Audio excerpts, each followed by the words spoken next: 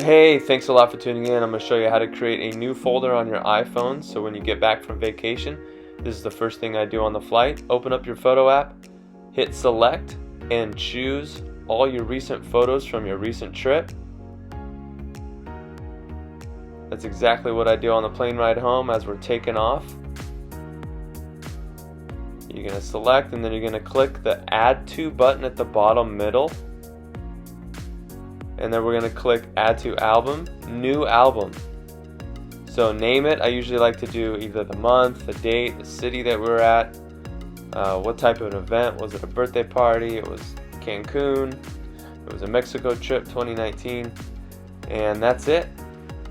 So much easier to find these later when you're searching for photos. If you thought this video was useful, please share, like, and subscribe. You can find me online on IG at David R Esau.